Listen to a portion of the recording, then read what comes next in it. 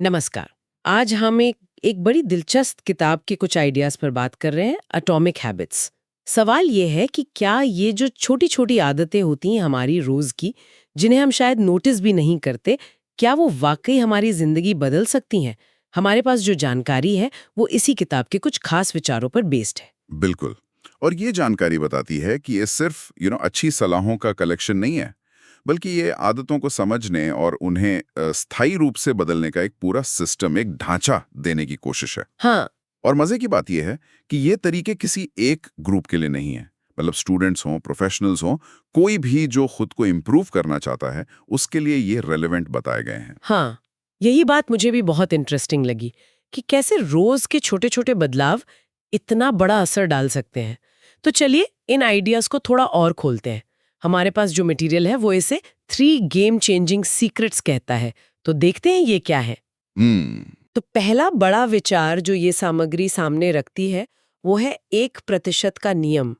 पहली बार सुनने में तो ये बहुत ही मामूली लगता है ना? रोज सिर्फ 1% बेहतर होना, मतलब इससे क्या ही फर्क पड़ेगा। हाँ, लगता तो है।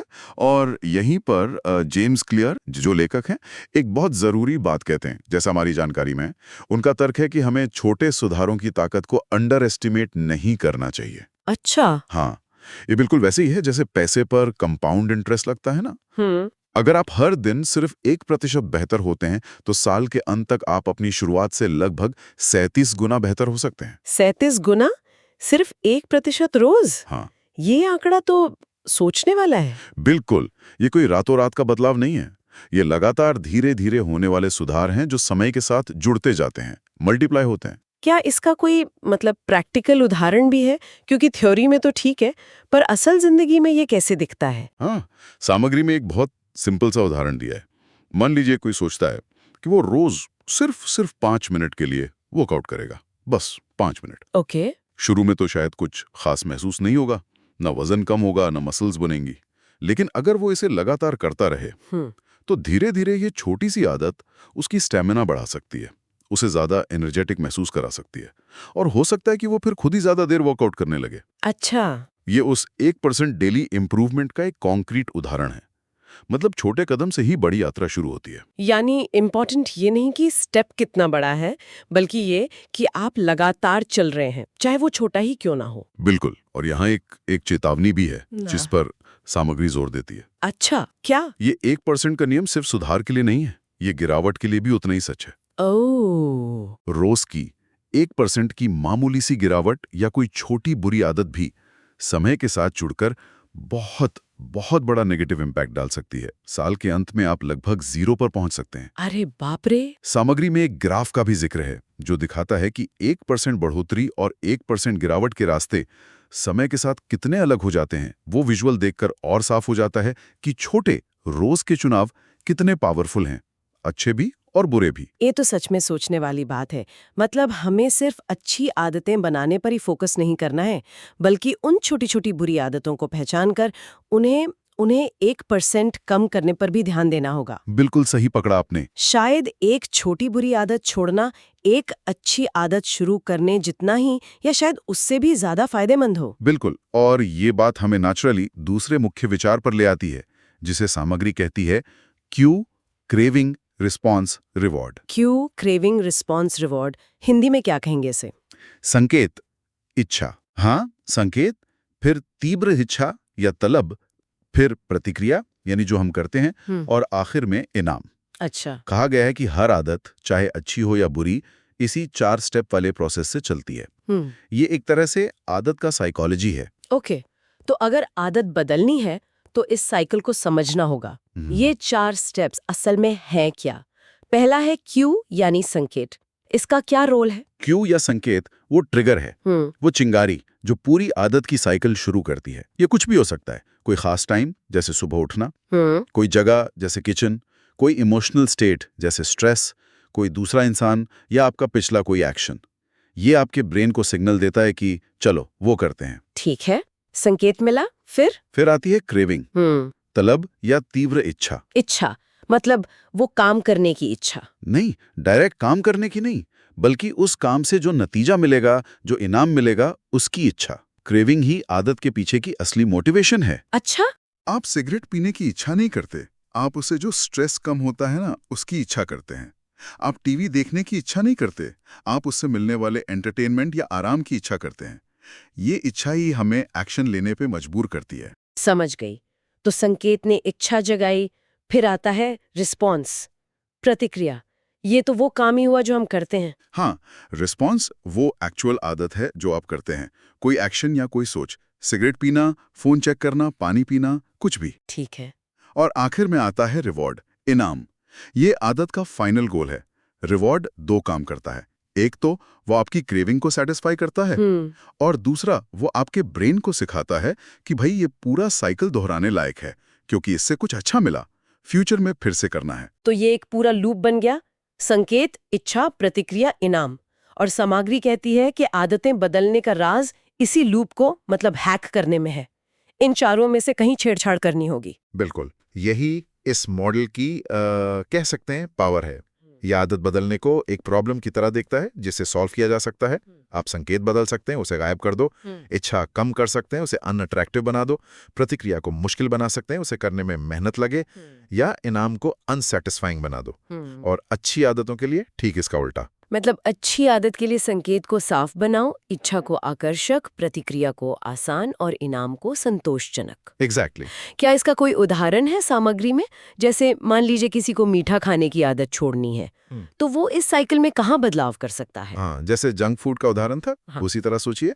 मीठे के लिए संकेत क्यों शायद लंच के बाद होता है या जब स्ट्रेस होता है। हाँ, होता है। इच्छा, क्रेविंग उस मीठे टेस्ट और एनर्जी की हो सकती है। प्रतिक्रिया और रिस्पॉन्स है मिठाई खाना। इनाम है वो टेस्ट और शायद थोड़ी देर के लिए स्ट्रेस कम लगना। अब बदलाव कैसे करें? आप संकेत बदल सकते हैं, खाने के बाद मीठा नजर ही ना आए, या टहलने चले जाएं। प्रतिक्रिया मुश्किल बना सकते हैं, घर में मीठा रखो ही मत। या एक हेल्दी प्रतिक्रिया आसान बना सकते हैं, फल काट के फ्रिज में रखो। आप इनाम भी बदल सकते हैं, मीठे की जगह कुछ और करो जिससे खुशी मिले। जैसे 5 मिनट अपना पसंदीदा गाना सुन लो। अच्छा, मतलब एक ही आदत को बदलने के कई एंगल हो सकते हैं, इस साइकिल के अलग अलग हिस्सों पे काम करके। ये काफी सिस्टमैटिक तरीका लग रहा है। बिल्कुल। और ये हमें तीसरे और शायद सबसे सरप्राइजिंग आइडिया की तरफ ले जाता है, जिसे सामग्री हाईलाइट करती है। तीसरा, और वो क्या है? अब तो उत्सुकता हो रही है। तीसरा मुख्य पॉइंट जिस पर सामग्री काफी जोर देती है वो ये है कि हमारी आदतें बदलने में हमारी इच्छा शक्ति, हमारी विल पावर से कई ज्यादा पावरफुल हमारा माहौल होता है। माहौल ज्यादा जरूरी है। ये बात थोड़ी हजम करना मुश्किल है। क्या मतलब हमारी विल पावर बेकार है? नहीं, बेकार नहीं है। ऐसा नहीं कि विल पावर का कोई रोल नहीं, लेकिन सामग्री का तर्क ये है कि विल पावर एक लिमिटेड रिसोर्स है। जैसे फोन की बैटरी होती है ना, हाँ। आप उसे इस्तेमाल करते हैं तो वो खत्म होती है। दिन के आखिर में या जब आप थके हों, स्ट्रेस में हो, तो आपकी विल पावर वैसे ही कम हो जाती है। हाँ, ये तो होता है। दूसरी तरफ आपका माहौल, आपका कमरा, आपका डेस्क, आपके दोस्त, आपके फोन की सेटिंग्स, ये सब लगातार चुपचाप आपके बिहेवियर को गाइड कर रहे होते हैं, चाहे आपकी विल पावर स्ट्रांग हो या वीक। तो ये सामग्री कह रही है कि अपनी विल पावर पर डिपेंड करने की बजाय हमें अपने माहौल को बदलने पर फोकस करना चाहिए। बिल्कुल। सामग्री के अनुसार आदतें बदलने का सबसे इफेक्टिव और टिकाऊ तरीका है अपने माहौल को रीडिजाइन करना, इस तरह से कि अच्छी आदतें करना आसान हो जाए, लगभग ऑटोमेटिक, और बुरी आदतें करना मुश्किल। अच्छा। इसे चॉइस आर्किटेक्चर भी कहते हैं। आप अपने लिए ऑप्शंस को ऐसे अरेंज करते हैं कि सही चॉइस लेना आसान हो। माहौल को डिजाइन करना सुनने में अच्छा लग रहा है, पर इसका मतलब क्या है? कोई प्रैक्टिकल उदाहरण है इसके? हाँ, कई हैं।